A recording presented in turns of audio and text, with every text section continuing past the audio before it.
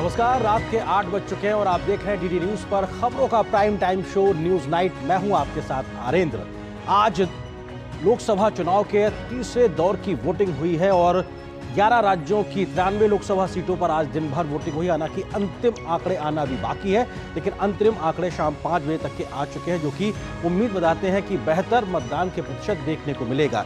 अगर बात की जाए तो पहले, दूसरे और तीसरे फेज के कुल वोटिंग के लिहाज से तो लगभग आधा लोकसभा का चुनाव निपट चुका है और बहुत बड़े बड़े सियासी दिग्गजों की चुनावी किस्मत ईवीएम में बंद हो चुकी है। तो जहां आज दिन भर मौसम की गर्मी तपिश के बाद भी चुनाव को लेकर एक बड़ा उत्साह देखने को मिला, एक तरीके से कह सकते हैं लोकतंत्र के विविध रंग देखने को मिले, तो वहीं चौथे दौर के लिए भी प्रचार जमकर देखने को मिला।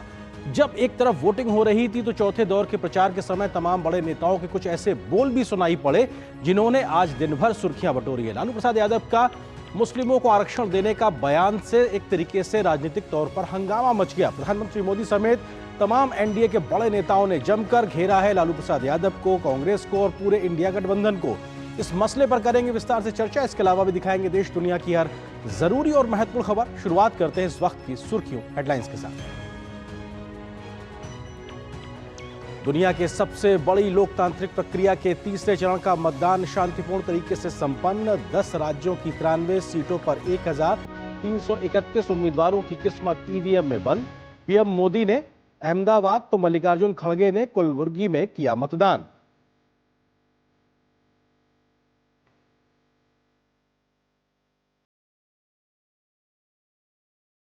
तीसरे चरण में कई दिग्गजों की किस्मत दांव पर। अमित शाह, ज्योतिरादित्य सिंधिया, मनसुख मांडविया और प्रहलाद जोशी समेत विपक्ष के दिग्विजय सिंह, डिंपल यादव और सुप्रिया सुले जैसे कद्दावर नेताओं की सीटों पर डाले गए वोट।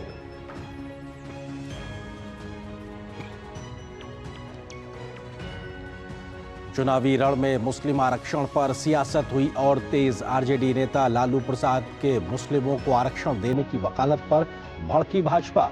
प्रधानमंत्री मोदी ने बोला करारा हमला, कहा ओबीसी एससी एसटी समाज का आरक्षण छीनकर मुसलमानों को देना चाहते हैं ये लोग।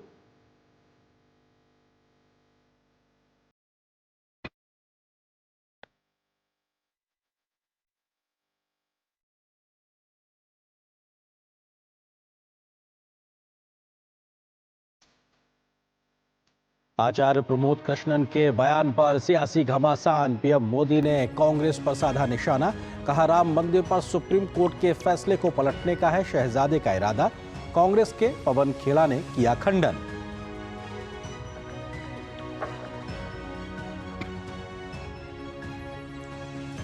प्रधानमंत्री नरेंद्र मोदी की आज धुआंधार 4 चुनावी रैलियां। विपक्ष पर बोला जोरदार हमला, कहा छद्म धर्मनिरपेक्षता के नाम पर देश की पहचान मिटने नहीं दी जाएगी।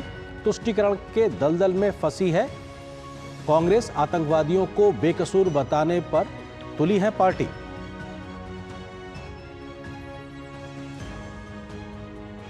विपक्षी दलों ने भी अपने चुनाव प्रचार को दी धार। झारखंड की रैली में राहुल गांधी ने जल जंगल जमीन पर आदिवासियों के अधिकार का उठाया मुद्दा। सोनिया गांधी ने जारी किया वीडियो संदेश, कहा वंचितों को न्याय दिलाने के लिए प्रतिबद्ध कांग्रेस। हरियाणा सरकार को लोकसभा चुनाव से पहले बड़ा झटका। 3 निर्दलीय विधायकों ने वापस लिया समर्थन। पहुंचे कांग्रेस के खेमे में मुख्यमंत्री नायब सिंह सैनी ने कहा कांग्रेस नहीं कर रही है जनता की इच्छा का सम्मान। कांग्रेस की राष्ट्रपति शासन की मांग। दिल्ली शराब घोटाले के मामले में जेल में बंद सीएम अरविंद केजरीवाल की अंतरिम जमानत पर सुप्रीम कोर्ट ने नहीं दिया कोई फैसला। आगे भी जारी रहेगी सुनवाई। दिल्ली की अदालत ने 20 मई तक बढ़ाई केजरीवाल की न्यायिक हिरासत।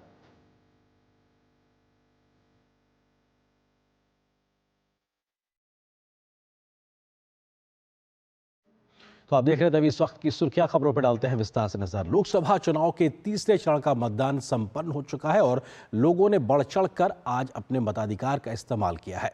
तीसरे चरण में 10 राज्यों और 1 केंद्र शासित प्रदेश की 93 सीटों पर वोट डाले गए। इसी के साथ ही 1331 उम्मीदवारों की सियासी तकदीर भी आज ईवीएम में बंद हो गई। देश भर के मतदान केंद्रों पर चुनाव के अलग अलग रंग भी देखने को मिले। तो कैसा रहा तीसरे दौर का आज मतदान, देखिए इस रिपोर्ट में।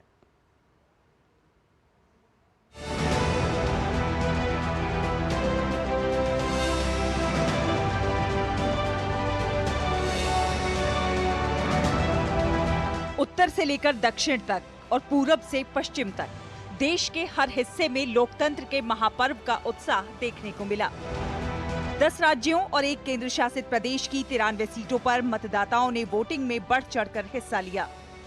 सुबह से ही मतदान केंद्रों पर वोटरों की लंबी लंबी कतारें देखने को मिली। पहली बार वोट डालने वाले युवाओं और महिलाओं में अलग ही उत्साह नजर आया। युवा मतदाता सेल्फी लेकर दूसरे मतदाताओं का उत्साह भी बढ़ाते हुए नजर आए। पहली बार वोट दे रही हूँ, मुझे पहली बार वोट देकर बहुत अच्छा लगा। लोग को खुशी भी है मतदान देने की। देश भर में मतदान केंद्रों पर चुनाव के अलग अलग रंग भी देखने को मिले। बिहार के मधेपुरा सीट पर एक पिंक मतदान केंद्र पर उत्सव जैसा माहौल नजर आया। पश्चिम बंगाल के मालदा दक्षिण सीट पर मालदा बालो गर्ल्स हाई स्कूल में मालदा आम की थीम पर मतदान केंद्र देखने को मिला। मध्य प्रदेश के विदिशा में महिलाएं लोकतंत्र के उत्सव में लोकगीत गाते हुए बड़ी संख्या में मतदान करने पहुंची। तो वहीं छत्तीसगढ़ के सरगुजा में भी ग्रामीण महिलाएं पारंपरिक वेशभूषा में लोकगीत गाते हुए मतदान केंद्र में पहुंची। छत्तीसगढ़ के सरगुजा में ही एक मतदान केंद्र पर ग्रामीण 8 किलोमीटर पहाड़ी रास्ते से चलकर वोट डालने पहुंचे। दिव्यांग और बुजुर्ग मतदाताओं ने भी अपने मताधिकार का बढ़ चढ़कर इस्तेमाल किया। तीसरे चरण में जिन 93 सीटों पर वोट डाले गए, उनमें सूरत को छोड़कर गुजरात की 25 सीटें शामिल हैं। सूरत सीट से बीजेपी के उम्मीदवार मुकेश दलाल पहले ही निर्विरोध निर्वाचित घोषित किए जा चुके हैं। कर्नाटक की बाकी बची 14 सीटों पर मतदान के साथ ही राज्य की सभी 28 सीटों पर मतदान पूरा हो गया। इस चरण में महाराष्ट्र की 11 सीट, उत्तर प्रदेश की 10 सीटें, मध्य प्रदेश की 9 सीट और छत्तीसगढ़ की 7 सीटों पर भी वोट डाले गए। साथ ही साथ बिहार की 5, पश्चिम बंगाल और असम की 4-4 सीटें, दादर और नगर हवेली, दमन और दीव की 2 सीटें, गोवा की 2 सीटों पर भी मतदान संपन्न हो गया। तीसरे चरण की 93 सीटों पर मतदान के साथ ही अब तक 3 चरणों में कुल 283 सीटों पर मतदान पूरा हो चुका है, जो कुल 543 सीटों का लगभग 52% है। इस चरण के साथ ही तमिलनाडु, राजस्थान, केरल, कर्नाटक, गुजरात और छत्तीसगढ़ जैसे प्रमुख राज्यों और असम समेत सभी पूर्वोत्तर राज्यों और गोवा में मतदान पूरा हो चुका है। 4 केंद्र शासित प्रदेशों अंडमान और निकोबार द्वीप समूह, पुडुचेरी, लक्षद्वीप, दादरा और नगर हवेली और दमन और दीव में भी मतदान पूरा हो चुका है।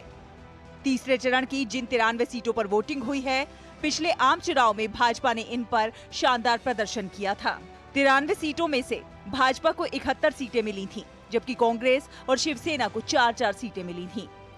एनसीपी और जेडीयू को 3-3, टीएमसी और सपा को 2-2 सीट और अन्य दलों के खाते में 4 सीटें गई थीं। अब देखना होगा कि इस बार मतदाताओं ने किस पार्टी को जनादेश दिया है, लेकिन इसके लिए 4 जून का इंतजार करना होगा, जब नतीजों का ऐलान होगा।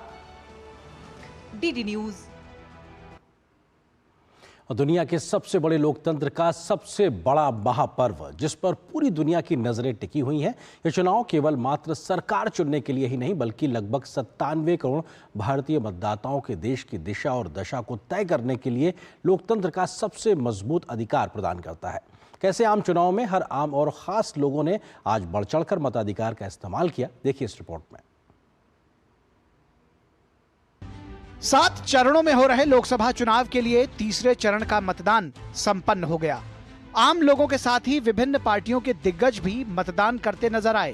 प्रधानमंत्री नरेंद्र मोदी भी लोकतंत्र के महापर्व का हिस्सा बने। उन्होंने अहमदाबाद में अपने मताधिकार का प्रयोग किया। इस दौरान पीएम ने लोगों का अभिवादन स्वीकार किया। पोलिंग बूथ के बाहर महिलाओं ने पीएम मोदी को राखी भी बांधी। पीएम मोदी ने एक बच्चे को गोद में भी लिया। मैं देशवासियों को विशेष रूप से आग्रह करूंगा कि लोकतंत्र में मतदान ये सामान्य दान नहीं है। हमारे देश में दान का एक महात्म्य है। गुजरात के गांधीनगर से भाजपा उम्मीदवार और केंद्रीय गृह मंत्री अमित शाह ने भी परिवार सहित अहमदाबाद में वोट डाला। इस मौके पर उन्होंने कहा कि हर एक वोट देश का भविष्य तय करेगा। भी मतदाता और गुजरात के मतदाता एक ऐसी सरकार चुनेंगे जो स्थायित्व भी देगी, सुरक्षा भी देगी, समृद्धि भी देगी, गरीबी से मुक्त भारत बनाएगी। वहीं कांग्रेस अध्यक्ष मल्लिकार्जुन खड़गे ने कर्नाटक के कलबुर्गी में वोट डाला। उन्होंने कहा कि वो अपने गठबंधन की जीत के लिए पूरी तरह आश्वस्त हैं। बिजनेसमैन, गरीब तबके के लोग भी सभी मिलके इस बार हम कांग्रेस को जिताएंगे। कर्नाटक के धारवाड़ से भाजपा उम्मीदवार प्रहलाद जोशी ने हुबली में मतदान किया। वहीं कर्नाटक के पूर्व मुख्यमंत्री बीएस येदियुरप्पा ने शिकारीपुर में वोट डाला। केंद्रीय मंत्री ज्योतिरादित्य सिंधिया ने मध्य प्रदेश के शिवपुरी में और पूर्व मुख्यमंत्री शिवराज सिंह चौहान ने सीहोर में मतदान किया। राजगढ़ से कांग्रेस उम्मीदवार दिग्विजय सिंह ने भोपाल में वोट डाला। उधर महाराष्ट्र के उप मुख्यमंत्री अजित पवार ने बारामती लोकसभा क्षेत्र में मतदान किया। एनसीपी एससीपी प्रमुख शरद पवार और सुप्रिया सूले ने बारामती में मतदान किया। वहीं एलजेपी रामविलास के अध्यक्ष चिराग पासवान ने खगड़िया में मताधिकार का प्रयोग किया। छत्तीसगढ़ के मुख्यमंत्री विष्णुदेव साय ने जशपुर में तो पूर्व मुख्यमंत्री भूपेश बघेल ने दुर्ग सीट के एक मतदान केंद्र पर वोट डाला। असम के मुख्यमंत्री हेमंत बिस्वा शर्मा ने कामरूप में मतदान किया। समाजवादी पार्टी के प्रमुख अखिलेश यादव और मैनपुरी से सपा प्रत्याशी डिंपल यादव ने सैफई में मतदान किया। वहीं आगरा से भाजपा प्रत्याशी डॉक्टर एसपी सिंह बघेल ने आदर्श मतदान केंद्र पर अपने मताधिकार का प्रयोग किया। इनके अलावा जानी मानी हस्तियों ने भी अपने मताधिकार का प्रयोग किया। अडानी समूह के अध्यक्ष गौतम अडानी ने अहमदाबाद में मतदान किया। अभिनेता रितेश देशमुख और उनकी पत्नी जेनेलिया देशमुख ने लातूर में मतदान किया। भले ही तीसरे चरण का चुनाव संपन्न हो गया हो, लेकिन सभी की नजरें 4 जून पर हैं, जब नतीजों की घोषणा होगी। DD news. तो तीसरे दौर में किस प्रकार से आज बड़े कुछ और तथ्य रहे, जल्दी से आपको समझाने की कोशिश करते हैं कि आखिर वोटिंग परसेंट को लेकर अभी तक क्या कुछ आंकड़े आए हैं। तीसरे दौर में शाम 5 बजे तक आज 61% वोटिंग हुई है। हालांकि पहले चरण में 66%, दूसरे में 67% वोटिंग हुई थी, लेकिन अभी ये अंतिम आंकड़े हैं शाम 5 बजे तक के। इसके बाद फाइनल आंकड़े आने में वक्त लगता है, तो 61% निश्चित तौर से बढ़ता नजर आएगा। उम्मीद करते हैं बेहतर होगा। लेकिन राज्यवार अगर देखा जाए तो आज जिन राज्यों में वोटिंग हुई है तीसरे दौर में, वहां पर किस प्रकार की वोटिंग रही है। असम में 75%, बिहार में 56%, छत्तीसगढ़ में 67%, दादर नगर हवेली दमन और दीव में 65%, तो गोवा में 73% और गुजरात में 55% वोटिंग हुई है। हालांकि ये शाम 5 बजे तक के आंकड़े हैं, इसमें अभी बढ़ोतरी निश्चित तौर से होगी। इसी प्रकार से आज तीसरे फेज की बात की जाए तो शाम 5 बजे तक 66% कर्नाटक में, मध्य प्रदेश में 62%, महाराष्ट्र में 53%, उत्तर प्रदेश में 55% और पश्चिम बंगाल में 74% वोटिंग हुई है। हालांकि इन आंकड़ों में इजाफा निश्चित तौर से बनता दिखाई पड़ रहा है। 2024 की चुनौती में तीसरे चरण में क्या कुछ महत्वपूर्ण था, उसकी अगर जिक्र करें तो 93 लोकसभा सीटें थी, सामान्य सीटें इसमें से 72 थी। अगर बात की जाए तो एससी के लिए आरक्षित 10 सीटें, एसटी के लिए आरक्षित 11 सीटें थी। इसके इन सीटों पे आज वोटिंग हुई है। इन 93 सीटों में लगभग 1331 उम्मीदवार थे, इनमें से 121 महिला उम्मीदवारों की चुनावी किस्मत आज ईवीएम में बंद हो गई है। क्या कुछ बड़े तथ्य हैं उनका हम जिक्र कर रहे हैं। 1.85 लाख मतदान केंद्र आज बनाए गए थे तीसरे दौर की वोटिंग के लिए। एक कोशिश चुनाव आयोग के माध्यम से की गई थी। लगभग 17.25 करोड़ मतदाता थे और इनमें से पुरुष मतदाता लगभग 9 करोड़ के आसपास थे, यानी कि बड़ी संख्या ने आज घरों से निकल के वोट किया। हालांकि अंतिम आंकड़े आना बाकी है।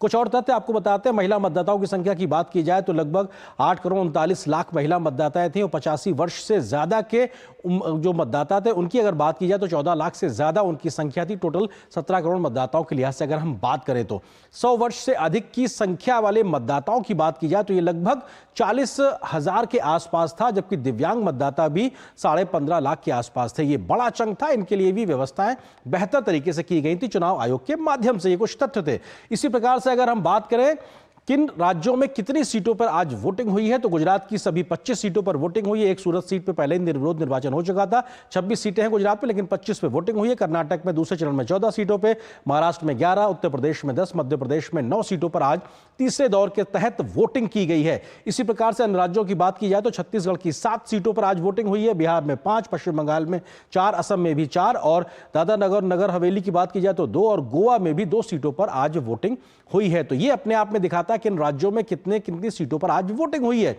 2019 के नतीजे इस तीसरे दौर में क्या कुछ थे उसका हम जिक्र कर रहे हैं। तो इन 93 लोकसभा सीटों में से 71 पर बीजेपी जीती थी, कांग्रेस 4, जेडीयू 3, शिवसेना के खाते में 4 सीटें गई थी 2019 में। इस तीसरे दौर की वोटिंग आज जहां पे हुई है, लेकिन अन्य पार्टियों का क्या कुछ प्रदर्शन था उसका जिक्र करें तो एनसीपी के खाते में 3, तृणमूल कांग्रेस को 2, सपा को 2 और अन्य पार्टियां जिसमें निर्दलीय और छोटी पार्टियां शामिल थी उनके हिस्से में 4 सीटें गई थी।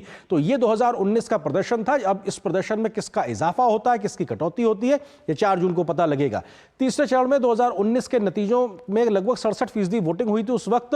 ये 2019 का हम जिक्र कर रहे हैं, तो ये अपने आप में दिखाता है कि उस समय 67% हुई थी। अभी शाम 5 बजे तक 61% की बात है, लेकिन निश्चित तौर से ये बढ़ता हुआ नजर आएगा। अगले तथ्य की अगर बात की जाए तो कह सकते हैं कि इस चरण में लगभग 18 लाख मतदान अधिकारी तैनात किए गए थे। बड़ी संख्या में चुनाव आयोग ने तैयारी की थी। 264 पर्यवेक्षक भी नियुक्त किए गए थे। इनमें अलग अलग प्रकार के पर्यवेक्षक बनाए गए थे जिनकी अलग जिम्मेदारियां थी। 4300 से ज्यादा उड़न दस्ते थे। 5500 से ज्यादा निगरानी दल को भी लगाया गया था ताकि निष्पक्ष भयमुक्त तरीके से चुनाव संपन्न हो सके। 23 देशों के 75 प्रतिनिधियों ने भी आज जो चुनाव हुआ है उसको वो देखने के लिए आए थे। कुछ महत्वपूर्ण उम्मीदवारों की बात करें जिनका आज तीसरे फेज में वोटिंग हुई है, उसमें सरोज पांडे का नाम है जो कि कोरबा छत्तीसगढ़ से भाजपा की उम्मीदवार थी। इसके अलावा वसवराज बोम्मई भाजपा से हावेरी के कर्नाटक से उम्मीदवार थे, पूर्व मुख्यमंत्री कर्नाटक के रहे हैं। जल्दी से अन्य चेहरों की अगर बात की जाए तो धारवाड़ कर्नाटक से प्रहलाद जोशी केंद्रीय मंत्री है, बीजेपी की टिकट पर। आज इनकी किस्मत ईवीएम में बंद हुई है। राधाकृष्ण मल्लिकार्जुन खड़गे के दामाद हैं, कांग्रेस से गुलबर्गा से कांग्रेस की टिकट पर आज ये चुनाव लड़ रहे थे। कुछ और तीसरे चरण के बड़े चेहरों की बात की जाए तो श्रीपद नायक जो कि केंद्रीय मंत्री है, भाजपा की ओर से उत्तरी गोवा के प्रत्याशी थे। आज यहां पर भी वोटिंग हुई है। इसी प्रकार से बात करें तो राजकोट गुजरात से परषोत्तम रूपाला भाजपा की टिकट पर चुनावी मैदान में थे। केंद्रीय मंत्री के तौर पर उन्होंने एक पारी खेली। आज उनका ईवीएम में किस्मत बंद हुई है चुनावी तौर पर। अमित शाह केंद्रीय गृह मंत्री अहमदाबाद गांधीनगर की जो सीट है गुजरात में, वहां से भाजपा के उम्मीदवार के तौर पर पहुंचे हैं। आज प्रधानमंत्री भी वहां पर वोट करने के लिए पहुंचे थे। ज्योतिरादित्य सिंधिया गुना मध्य प्रदेश से भाजपा की ओर से प्रत्याशी के हैं और केंद्रीय मंत्री के तौर पर उन्होंने भी भाजपा की ओर से एक पारी खेली है। क्या कुछ जनता उनके पक्ष में मत देगी, ये 4 जून को पता लगेगा। शिवराज सिंह चौहान मध्य प्रदेश के पूर्व मुख्यमंत्री, विदिशा मध्य प्रदेश से भाजपा की टिकट पर आज उनकी भी चुनावी किस्मत ईवीएम में बंद हो गई है। दिग्विजय सिंह कांग्रेस के बड़े चेहरे राजगढ़ मध्य प्रदेश से चुनावी किस्मत आजमा रहे हैं, केंद्रीय मंत्री। इसके अलावा मध्य प्रदेश के पूर्व मुख्यमंत्री भी कांग्रेस की ओर से रहे हैं। सुप्रिया सुले एनसीपी बारामती से शरद पवार की बेटी है और वहां से सांसद भी हैं। आज पहुंची थी वोटिंग करने के लिए भी। उनके खिलाफ उनकी ही भाभी एक तरीके से चुनावी मैदान में है। नारायण राणे केंद्रीय मंत्री भाजपा से रत्नागिरी सिंधुदुर्ग महाराष्ट्र से चुनावी किस्मत आजमा रहे हैं। इनकी भी आज ईवीएम में किस्मत चुनावी तौर पे बंद हो गई है। 4 जून को नतीजे से पता लगेगा। डिंपल यादव अखिलेश यादव की पत्नी है, मैनपुरी उत्तर प्रदेश से समाजवादी पार्टी की प्रत्याशी के तौर पर मुलायम सिंह की जो गढ़ वाली सीट कहलाती है वहां से चुनावी किस्मत आजमा रही है। डॉक्टर मनसुख मांडविया पोरबंदर गुजरात से भाजपा के उम्मीदवार, केंद्रीय मंत्री और अपने आप में बीजेपी का एक बड़ा चेहरा जो कि इस बार के चुनावी फेज में तीसरे दौर में मतदान में एक तरीके से उनकी भी चुनावी किस्मत बंद हुई है। जगदीश शेट्टार भाजपा के बेलगाम से कर्नाटक के प्रत्याशी हैं और उनका भी एक तरीके से जन समर्थन को लेकर उन्होंने अपील की थी। क्या कुछ उनके हक में नतीजे रहेंगे ये देखना अपने आप में दिलचस्प होगा। तो ये अपने आप में तमाम वो बड़े चेहरे थे, तमाम वो बातें थी जो अपने आप में तीसरे फेज के लिहाज से बेहद महत्वपूर्ण है। और इन तमाम मसलों के अलावा कुछ और महत्वपूर्ण खबरों पर भी हम करेंगे विस्तार से चर्चा। फिलहाल एक छोटे से ब्रेक के लिए रुकते हैं। जिन्होंने यूज किया है वो जानते हैं असली हींग का स्वाद। MDH सुपर हींग, शुद्धता का असली तड़का। MDH। काफी टैलेंटेड है आपकी बेटी। सर बड़ी होकर इंडिया के लिए खेलना चाहती है। उसके फ्यूचर के लिए अभी से मैंने सेविंग भी स्टार्ट कर दी है। फ्यूचर की बात है तो सिर्फ उसे नहीं, आपको भी मैदान में उतरना पड़ेगा। मुझे? इनका मतलब है म्यूचुअल फंड्स के मैदान में। सिर्फ सेविंग्स नहीं, हर महीने म्यूचुअल फंड्स में भी इन्वेस्ट कीजिए। वरना आपकी बेटी तो बड़ी होगी, पर उसके लिए सेव किए हुए पैसे शायद उतने ही रह जाएंगे। सही है सर। म्यूचुअल फंड निवेश बाजार जोखिमों के अधीन है। योजना से जुड़े सभी दस्तावेजों को ध्यान से पढ़ें। 605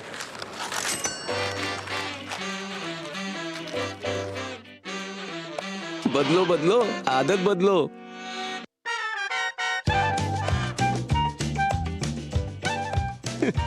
बदलो बदलो आदत बदलो। अब नजदीकी बैंक जाकर फटे पुराने नोट्स बदलिए। अगर बैंक मना करे तो आरबीआई के ओम्बुड्समैन से शिकायत करें। आरबीआई कहता है जानकार बनिए, सतर्क रहिए। बात जब पीढ़ियों के लिए बनने वाले घर की हो तो जिम्मेदारी बड़ी हो जाती है। गैलेंट समझता है ये जिम्मेदारी। अब डबल एम रिब्स के साथ गैलेंट एडवांस TMT रीबार, निर्माण का रियल हीरो। मैं क्या जी, सब जानते हैं, जहां दिखे मारियो, अपना समझ के खा लियो। स्वाद से सबको दीवाना कर दे, दीवाना कर दे। पता का चाय, गजब का स्वाद। तुम्हें पता है इन्वेस्टर्स के लिए एक इन्वेस्टर प्रोटेक्शन फंड होता है, IPF। लेकिन अगर तुम्हारा ट्रेड एक्सचेंज पर एग्जीक्यूट नहीं हुआ या फिर कोई गारंटीड रिटर्न्स वाली स्कीम है तो ये IPF आपकी मदद नहीं कर सकता है। और अगर आपका ब्रोकर ही डिफॉल्टर बन जाए तो फिर IPF आपको कॉम्पेंसेशन दिला सकता है। कहाँ से सीखा? NSE की साइट पर। सोच कर, समझ कर, इन्वेस्ट कर। पाव भाजी को फेवरेट बनाता है MDH पाव भाजी मसाला। MDH पाव भाजी मसाला। MDH बनाए पाव भाजी लाजवाब। MDH। और ब्रेक के बाद रुक करते कुछ और महत्वपूर्ण खबरों की। इस बार के लोकसभा चुनाव में जिस मुद्दों पर सबसे ज्यादा बहस देखने को मिल रही उनमें से एक है धर्म के आधार पर आरक्षण की बात। आज लालू यादव ने मुस्लिमों को आरक्षण मिलने की वकालत की तो भाजपा ने विपक्षी गठबंधन पर जोरदार तरीके से हमला बोला। पीएम मोदी ने लालू यादव के बयान के बाद से कांग्रेस समेत विपक्षी दलों की मुस्लिमों को धर्म के आधार पर आरक्षण देने की मंशा पर गंभीर सवाल खड़े किए। इसी मुद्दे पर आरजेडी कांग्रेस बैकफुट पर नजर आ रही है तो भाजपा ने इस मुद्दे को जोरदार तरीके से जनता के सामने रखा है।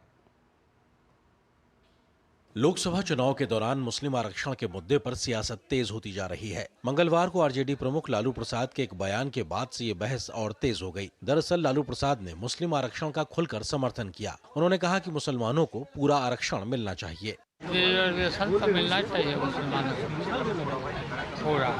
लालू यादव की मुस्लिम आरक्षण की मांग पर प्रधानमंत्री नरेंद्र मोदी ने कड़ा प्रहार करते हुए कहा कि इससे इंडी गठबंधन की मानसिकता पता चलती है। प्रधानमंत्री ने कहा कि कांग्रेस तो ओबीसी कोटे में डाका डालकर मुस्लिमों को आरक्षण देना ही चाहती है। उनके साथी दल भी इस मसले पर समाज को बांटने वाले बयान दे रहे हैं, लेकिन कांग्रेस ने पूरे मामले पर चुप्पी साध रखी है। उन्होंने कहा, ऐसे हाथ पछाड़ के बोल रहे हैं, मुसलमानों को आरक्षण मिलना चाहिए और सिर्फ आरक्षण नहीं मिलना चाहिए, वो कहते हैं कि पूरा का पूरा आरक्षण मुसलमानों को मिलना चाहिए। इसका मतलब क्या हुआ?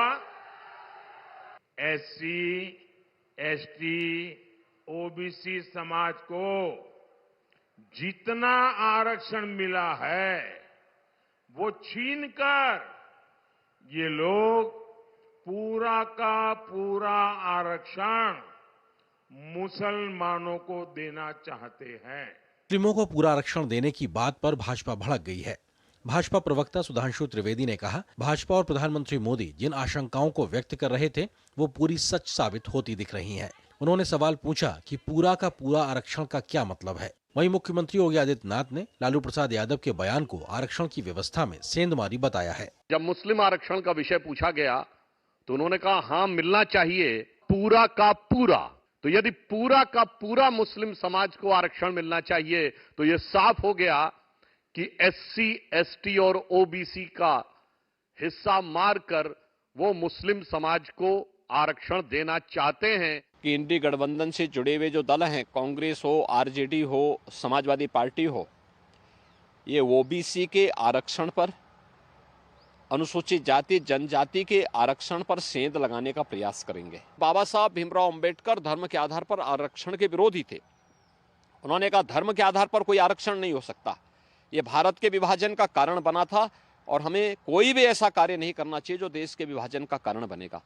उधर जेडीयू नेता केसी त्यागी ने धर्म के नाम पर आरक्षण की मांग को असंवैधानिक करार दिया।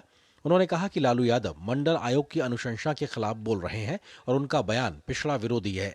लालू यादव जी मंडल कमीशन की जो रिकमेंडेशंस हैं उसके खिलाफ बोल रहे हैं। मंडल कमीशन ने हिंदू और मुसलमान में जो एजुकेशनली और कल्चरली बैकवर्ड हैं उनके आरक्षण की व्यवस्था की है, ना कि धर्म के आधार पर। मुझे अफसोस है लालू यादव का ये वक्तव्य पिछड़ों के आरक्षण के खिलाफ। दरअसल इंडी गठबंधन बार बार भाजपा पर संविधान बदल देने का आरोप लगा रहा है। पलटवार करते हुए भाजपा ने कांग्रेस की नीयत और इरादे पर ही सवाल खड़े कर दिए हैं। कर्नाटक में धर्म के आधार पर मुस्लिमों को आरक्षण देने का मुद्दा उठाकर कांग्रेस को घेरने की भाजपा ने कोशिश की है। भाजपा ने आरोप लगाया कि कांग्रेस पिछड़ों, वंचितों और आदिवासियों का आरक्षण खत्म कर मुस्लिमों को धर्म के आधार पर आरक्षण देने की कोशिश कर रही है। आरक्षण के मुद्दे पर चुनावी तपिश के बीच लालू यादव के बयान से पूरा इंडी गठबंधन फंसता नजर आ रहा है। Bureau report, DD news. तो आज के इस बड़े चुनावी मुद्दे पर हम भी करेंगे चर्चा। इसी से जुड़ा है हमारा विशेष भी, धर्म के नाम पर आरक्षण, वोट बैंक पर नजर। क्या अपने आप में धर्म के नाम पर आरक्षण वोट बैंक को साधने की कोशिश है? और इस विषय पर बात करने के लिए 3 खास मेहमान मेरे साथ मौजूद हैं। विजय शर्मा जी हैं, प्रवक्ता हैं भाजपा के, हमारे साथ जुड़ गए हैं। इसके अलावा सूरज मंडल जी, जो कि आरजेडी समर्थक राजनीतिक विश्लेषक हैं। हर्षवर्धन त्रिपाठी, वरिष्ठ पत्रकार हैं। आप तीनों का बहुत बहुत स्वागत है। सूरज मंडल जी, शुरुआत आपसे, क्योंकि आपको लगता है क्या लालू प्रसाद यादव जी ने बहुत मझे हुए राजनीति के खिलाड़ी के तरीके से आज एक ऐसा बयान दिया जब वोटिंग चल रही थी और वोटिंग खत्म होते होते वो अपने बयान से उन्होंने वापस ले लिया, लेकिन मंशा तो साफ हो ही गई कि साहब आप चाहते क्या हैं, वो बात तो आई गई और बड़ा राजनीतिक मसला भी बन गया, मुद्दा भी बन गया। देखिए, सबसे पहले तो हमें यह समझना होगा कि मंडल कमीशन की अनुशंसा क्या। मंडल कमीशन में socially and educationally backward classes में हिंदू भी है और मुसलमान भी है, जिसको पसमानदा मुसलमान कहते हैं। अब दूसरा प्रश्न ये आता कि ये सवाल कौन उठा? कितना भी चाहकर इस पूरे चुनावी रणनीति को हिंदू मुसलमान करने में जुटी हुई है भाजपा, लेकिन पिछड़ों के, दलितों के और आदिवासियों के आरक्षण को खत्म कौन कर रहे? सबसे पहले मैं बता दूं कि जाति जनगणना नहीं करा रहे हैं।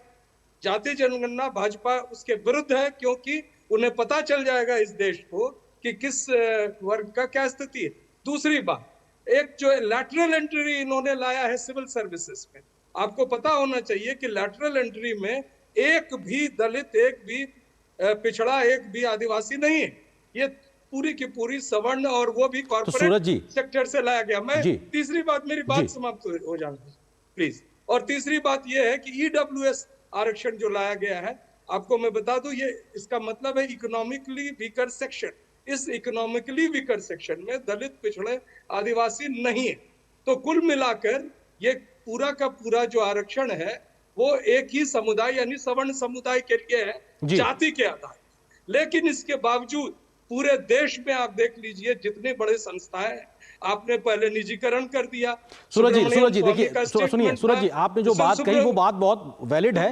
मंडल कमीशन की सिफारिश क्या थी? किस प्रकार के पिछड़े हुए तबके को इस प्रकार के आरक्षण की व्यवस्था में शामिल करना था। लेकिन धर्म के आधार पर आरक्षण हो, विरोध बीजेपी इस बात को लेकर कर रही है। और आज जब उन्होंने लालू प्रसाद जी ने कहा तो अपने आप में कहा ना पूरा आरक्षण, तो बात ये निकल के आ रही है ना। जी देखिए, भाजपा ने आरक्षण ही समाप्त कर दिया। जब प्राइवेटाइज आप कर दिए तो आरक्षण, अभी तो आरक्षण चल रहा है सर, अभी तो आरक्षण चल रहा है। विजय जी वो कह रहे हैं कि भाजपा ने आरक्षण ही समाप्त कर दिया। आप पे आरोप लगा रहे हैं कि साहब आप अभी कर दिया और करने भी वाले हैं। ठीक है सूरज जी, मैं आता हूं आपका। विजय जी, आवाज नहीं सुनाई।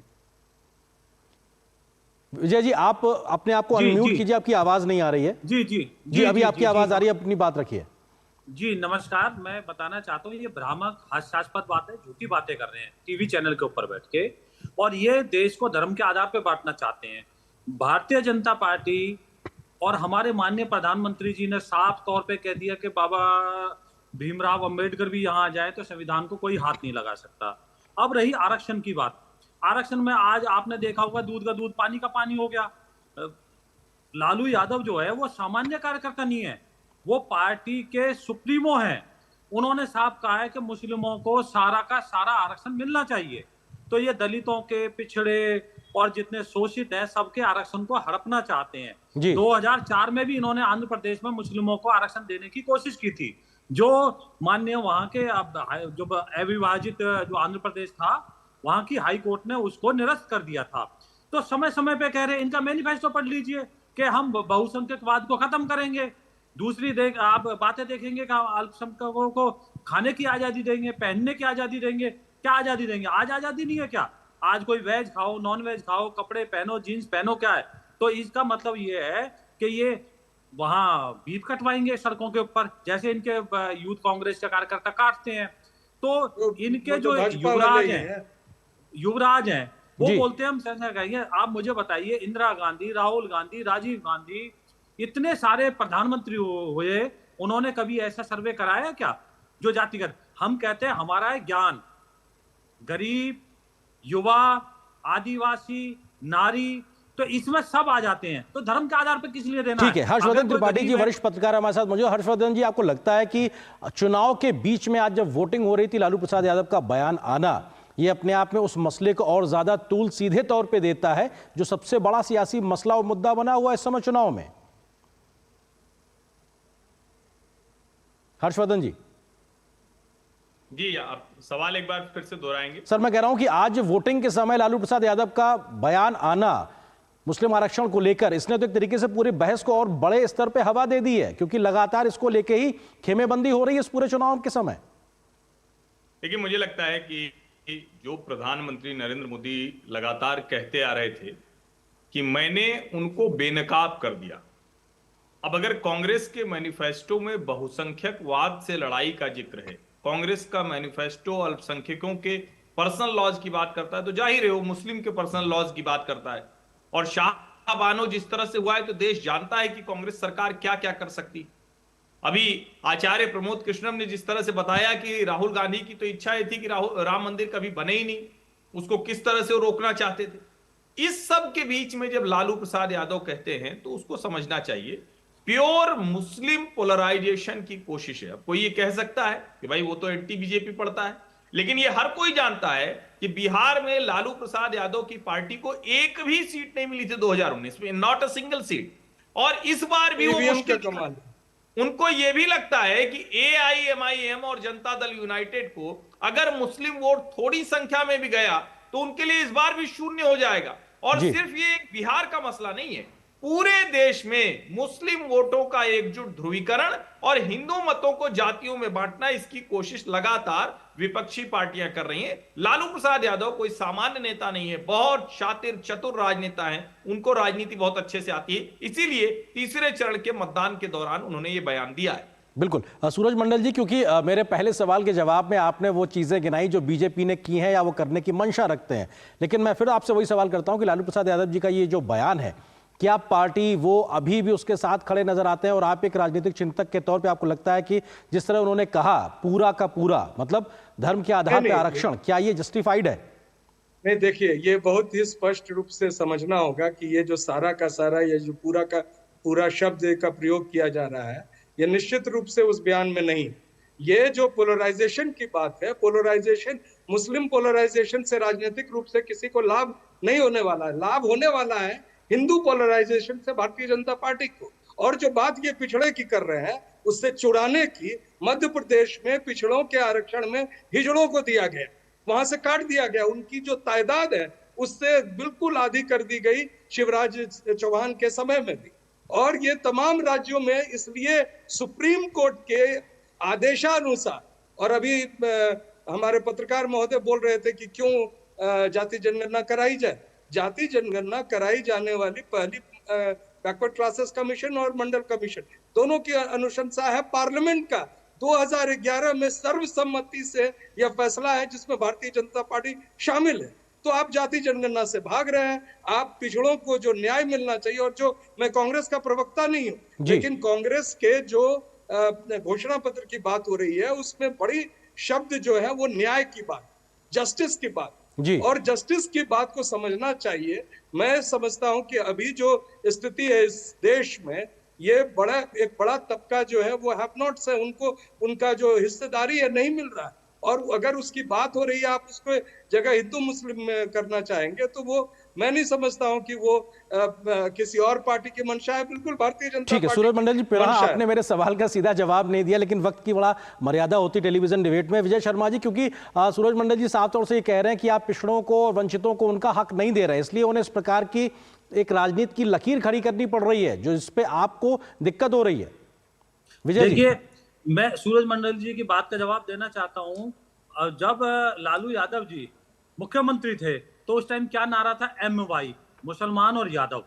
तो उसको कोई भूल सकता है क्या? नहीं, गलत। दूसरी ये बातें करते हैं इनके गठबंधन के कांग्रेस के प्रवक्ता, कांग्रेस के, आप देखिए 7 मार्च 1914 को क्या लगती है आचार संहिता, और 6 मार्च को कुछ घंटे पहले देश में 123 प्रॉपर्टी, जिसमें लुटियंस जोन की आपका Minto road, Lodhi road, Connaught place 123 प्रॉपर्टियां वक्फ बोर्ड को दे दी जाती हैं। अब उस टाइम क्या था, लालू यादव जी सहयोगी पार्टी थे कांग्रेस की, तो इनकी तो मानसिकता नहीं, इनके तो जो कर्म है, जो इन्होंने कुकर्म कर रखे हैं, इनके सामने है। तथ्य के आधार पर बोल रहा हूं मैं तो। ये तो कहते हैं लालू जी ने ऐसा नहीं बोला। ये बताएं कि मैं वो झूठ बोल रहा हूं तो बताओ। कुछ घंटे पहले शासन का आदेश आता है कि ये 123 प्रॉपर्टी वक्फ बोर्ड को दे दी जाती है। आप गलत बोल रहे हैं। सूरज जी, मैं आता हूं आपके पास, मैं आ रहा हूं आपके पास में, मैं आ रहा हूं आपके पास में। चुनौती देता हूं, आप लाइए जी। अब मैं गलत बोल रहा हूं, लाइए 123 प्रॉपर्टी ना दी हो। इस तरह से प्रोपेगेंडा और झूठ बोलना तो भारतीय जनता पार्टी मुझे बताइए, दिखाइए। बात है। ठीक है, तुष्टिकरण की एक बड़ी बहस है। हर्षवर्धन जी, आपको लगता है कि तुष्टिकरण की इस बड़ी बहस में ऐसे कई उदाहरण दोनों तरफ से निकल के आते हैं जिसको लेकर आरोप प्रत्यारोप होते हैं, लेकिन मौजूदा समय में 2024 की चुनौती में यह मामला एक गंभीर मामले के तौर पर, गंभीर बहस के तौर पर पोलराइजेशन की ओर बढ़ता हुआ दिखाई पड़ रहा है? आपको लग रहा है कि इस प्रकार की एक जमीनी एक स्थिति भी दिखाई पड़ रही है? निश्चित तौर पर दिख रही है। और देखिए, जब ये चुनाव शुरू हुआ था तो विकास का मसला था, भ्रष्टाचार का मसला था, राम मंदिर का मसला था, लेकिन जिस तरह से चीजें सामने आई और अब ये साफ साफ दिख रहा है कि इस चुनाव में मुस्लिम तुष्टीकरण, मुस्लिम अपीजमेंट, और ये चुनाव बहुत हद तक कम्युनल लाइंस पर चला गया है, सांप्रदायिक ध्रुवीकरण हो रहा है। किसी भी चुनाव के लिए अच्छा नहीं है, लेकिन दुर्भाग्य से राजनीतिक दल ये कर रहे हैं और जनता उन लाइंस पर वोट करती हुई दिख रही है। ये तो बड़ी आसानी से कहा जाता है ना कि भाई भाजपा है तो उसको मुसलमान वोट नहीं करेगा। भारतीय जनता पार्टी को भी शायद अब लगने लगा है कि जितनी वो कोशिश कर रहे थे उसके हिसाब से मुसलमानों का वोट उनको नहीं मिलने जा रहा है। विपक्षी पार्टियां जातियों में बांटकर उसको और कमजोर करना चाह रही हैं, और शायद यही वजह है कि अभी जो तीसरे चरण आते जो चुनाव पहुंचा है वो पूरी तरह से ध्रुवीकरण का चुनाव हो गया है, मुस्लिम अपीजमेंट का चुनाव। बिल्कुल हो, तो ये अपने आप में एक अपीजमेंट की पॉलिटिक्स भी कहीं ना कहीं दिखाई पड़ती है, और इस लोकसभा चुनाव के बीच में इस प्रकार के बयान एक बड़ी चुनावी मुद्दा भी बनता दिखाई पड़ता है। बहुत बहुत शुक्रिया आप तीनों मेहमानों का हमारे साथ जुड़ने के लिए, इस विषय पे विस्तार से बात करने के लिए। तो अपने आप में एक बड़ा मसला जिस पर आज दिन भर सियासी बहस ही नहीं हुई, बल्कि अब ये आने वाले चरण के लिहाज से भी एक बड़ा मामला बन गया। फिलहाल एक छोटे से ब्रेक के लिए रुकते हैं, बहुत जल्द हाजिर होंगे कुछ और महत्वपूर्ण खबरों से आपको रूबरू कराएंगे।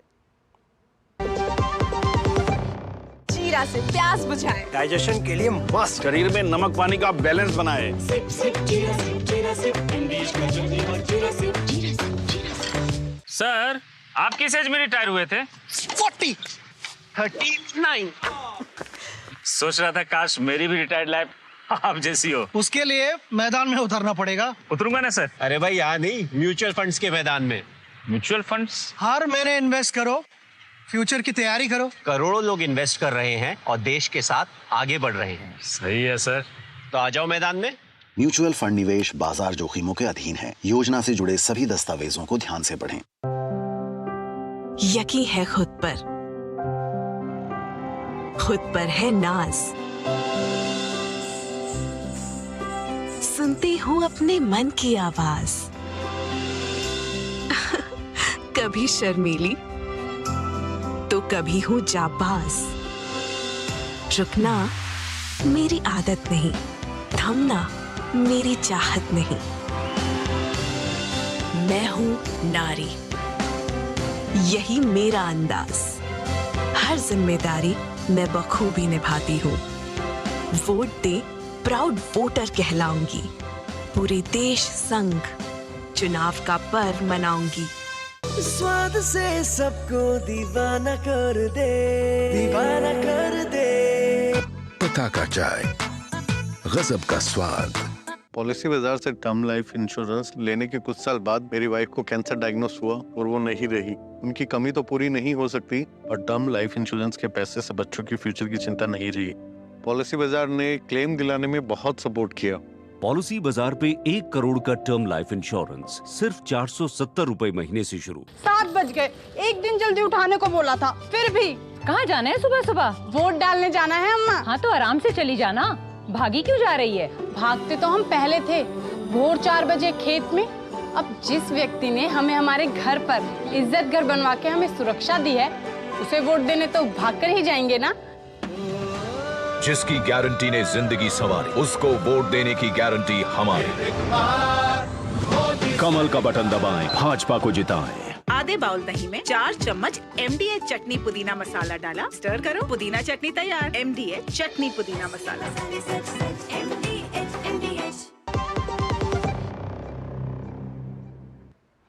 यहाँ देश में आज लोकसभा के तीसरे दौर की वोटिंग हुई तो चौथे चरण का प्रचार भी जमकर देखने को मिला। पीएम मोदी ने आज मध्य प्रदेश और महाराष्ट्र में कुल 4 चुनावी रैलियां की। प्रधानमंत्री मोदी ने इन रैलियों में जहां कांग्रेस सहित विपक्षी दलों पर तुष्टीकरण का आरोप लगाया तो राष्ट्रीय सुरक्षा के मुद्दे पर भी कांग्रेस को जमकर घेरा। पीएम मोदी ने परिवारवाद और भ्रष्टाचार के मुद्दे को उठाया तो अपनी सरकार के 10 साल के कामकाज को भी जनता के सामने रखा। चुनावी रण में भाजपा के प्रचार अभियान को और तेज करते हुए मंगलवार को प्रधानमंत्री ने मध्य प्रदेश और महाराष्ट्र में जनसभाएं की। मध्य प्रदेश के खरगोन और धार में पीएम मोदी ने इंडी गठबंधन पर जोरदार हमला बोला। तुष्टीकरण, वोट बैंक की राजनीति और भ्रष्टाचार को लेकर कांग्रेस प्रधानमंत्री के निशाने पर रही। खरगोन में उमड़े जनसमूह को संबोधित करते हुए प्रधानमंत्री ने कहा कि कांग्रेस मोदी के खिलाफ वोट जिहाद का आह्वान कर रही है। कांग्रेस नेताओं द्वारा पाकिस्तान के पक्ष में लगातार बयानबाजी करने पर भी प्रधानमंत्री खूब बरसे। एक पूर्व कांग्रेस नेता के बयान का उल्लेख करते हुए प्रधानमंत्री ने कहा कि कांग्रेस राम मंदिर पर सुप्रीम कोर्ट का फैसला पलटना चाहती है। अब इनकी बातें सुनिए। एक महिला ने कहा कि मैं राम मंदिर गई तो उसको इतना टॉर्चर किया कि उन्हें कांग्रेस ही छोड़नी पड़ गई। एक और व्यक्ति ने कहा कि कांग्रेस पर मुस्लिम लीगियों और माओवादियों ने कब्जा कर लिया है। तीसरे ने एक और गहरी साजिश से पर्दा उठा दिया।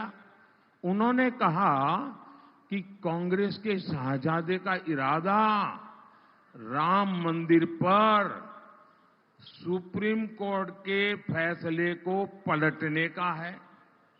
जैसे शहजादे जी ने पिताजी ने सहबानो केस में सुप्रीम कोर्ट का फैसला पलटा था, वैसे ही कांग्रेस राम मंदिर का फैसला पलटने के लिए सोच रही है।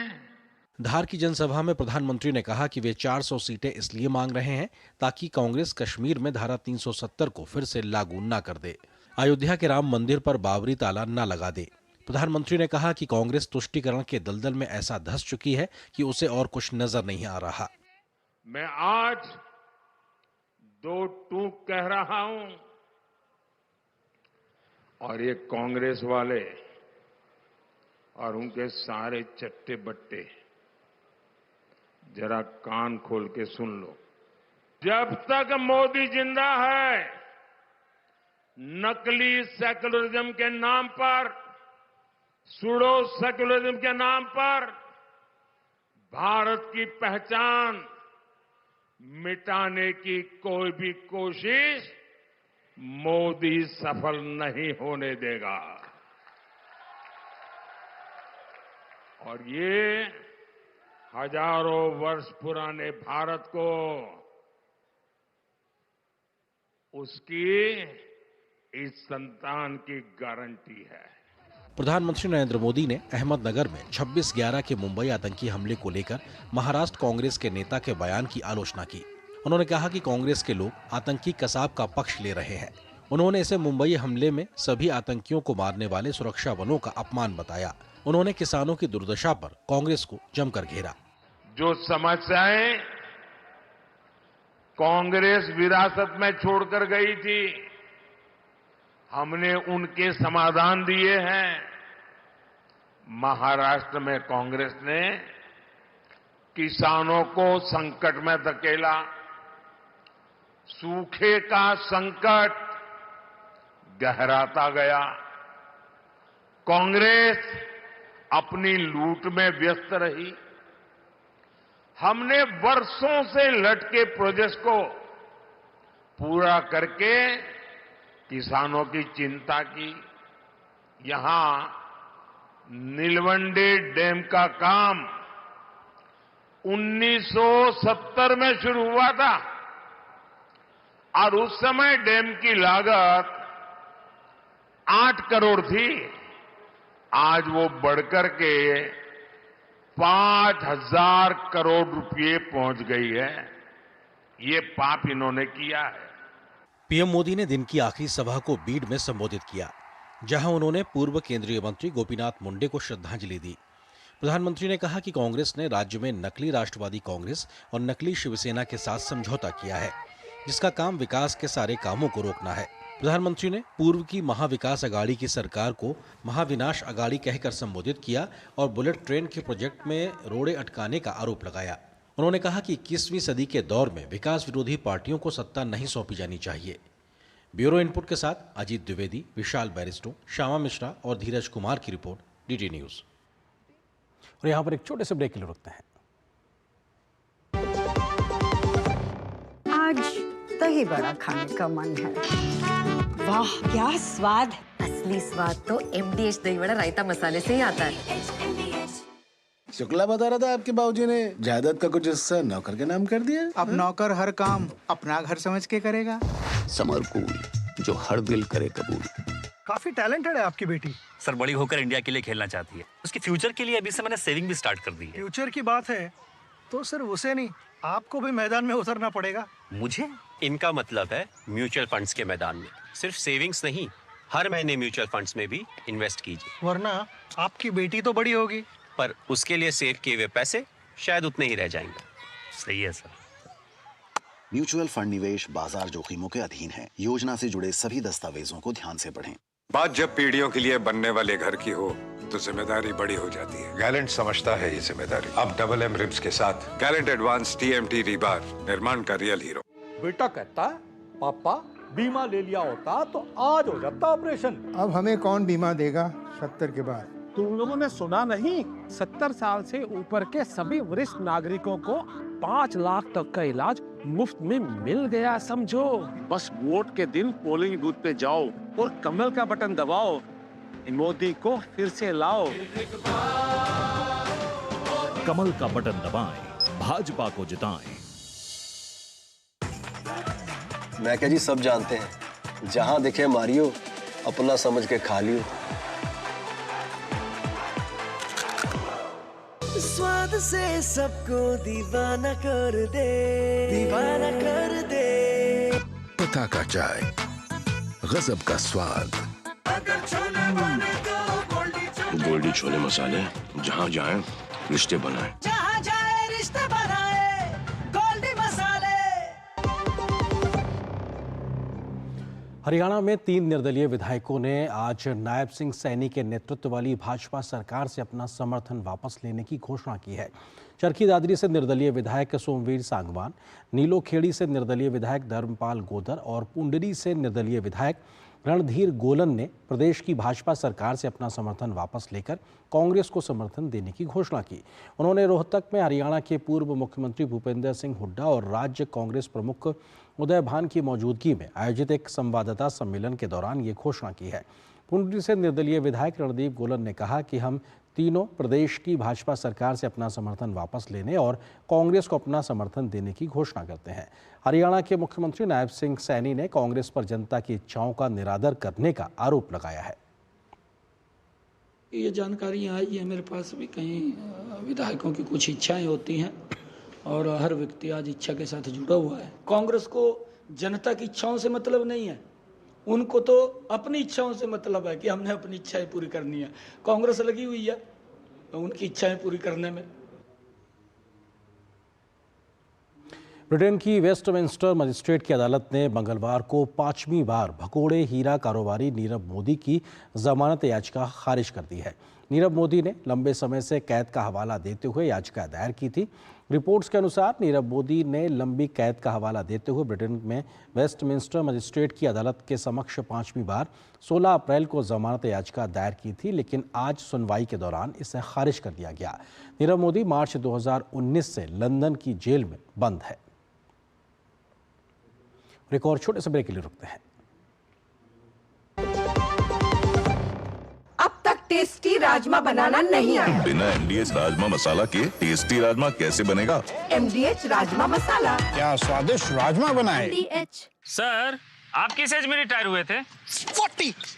39। सोच रहा था काश मेरी भी रिटायर्ड लाइफ आप जैसी हो। उसके लिए मैदान में उतरना पड़ेगा। उतरूंगा ना सर। अरे भाई यहाँ नहीं, म्यूचुअल फंड्स के मैदान में। Mutual funds? हर महीने इन्वेस्ट करो, फ्यूचर की तैयारी करो। करोड़ों लोग इन्वेस्ट कर रहे हैं और देश के साथ आगे बढ़ रहे हैं। सही है सर। तो आ जाओ मैदान में।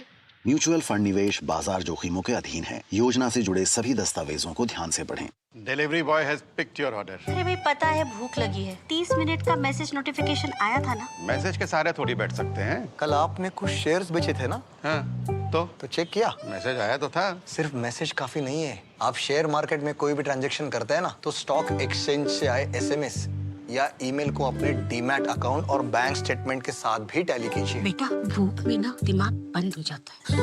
सोच कर समझ कर इन्वेस्ट कर। राम राम भाई साहब, चले क्या? अरे कल शादी है, हम वोट डालने नहीं जा सकते भैया। बाबा एक वोट दिए थे, किसान सम्मान का पैसा आ रहा है ना सीधा खाते में। जो हमारे लिए दिन रात दौड़ती हैं, आप उनके लिए 2 कदम नहीं चल सकते। सयानी हो गई है, देखो। बातें बाद में, अभी आप जाओ। ठीक है। कमल का बटन दबाएं, भाजपा को जिताएं। गोल्डी छोले मसाले, जहाँ जाए रिश्ते बनाए। जहाँ जाए रिश्ते बनाए, गोल्डी मसाले।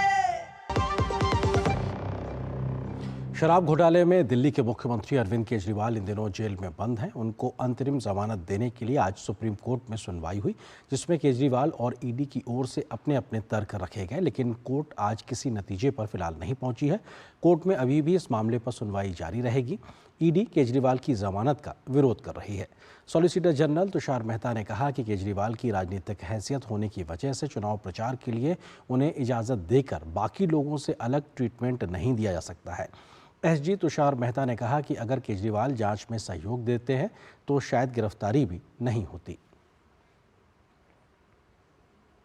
देश में सर्विस सेक्टर में मांग में तेजी का सिलसिला लगातार जारी है। अप्रैल के लिए जारी सर्विसेज PMI के आंकड़े 14 साल के उच्चतम स्तर पर बरकरार हैं। SSBC मार्केट सर्वे के मुताबिक अप्रैल महीने में भारत का सर्विसेज PMI 60.8 पर रहा। ये बीते 14 वर्षों में सर्विस सेक्टर का सर्वोच्च प्रदर्शन है।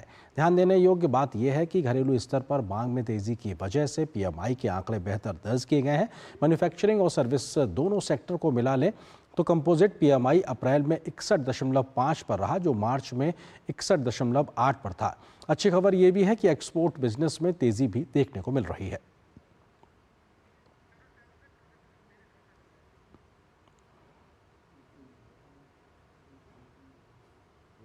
तो न्यूज़ नाइट में बस इतना ही, लेकिन जाते जाते आपको छोड़ जाते हैं देश की कुछ और राष्ट्रीय महत्व की खबरों पर। फटाफट अंदाज में आप देखिए इन खबरों को। मुझे दीजिए अनुमति। नमस्कार।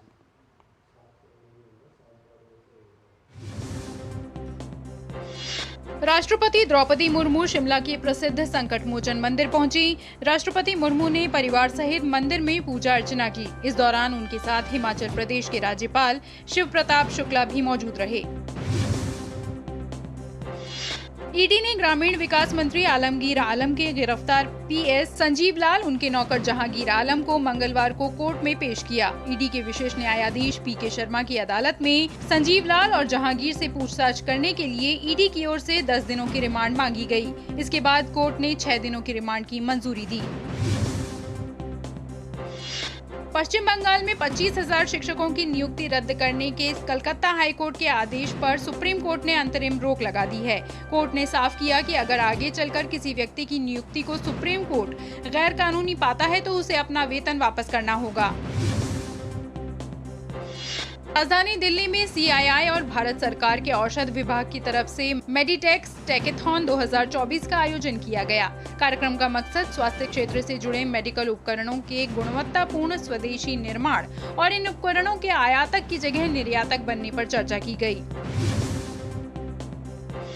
सलमान खान के घर पर फायरिंग करने के मामले में मुंबई क्राइम ब्रांच की टीम ने एक और शख्स को गिरफ्तार किया है। मुंबई क्राइम ब्रांच ने इस मामले में 5वें आरोपी को राजस्थान से गिरफ्तार किया है। आरोपी का नाम मोहम्मद चौधरी है।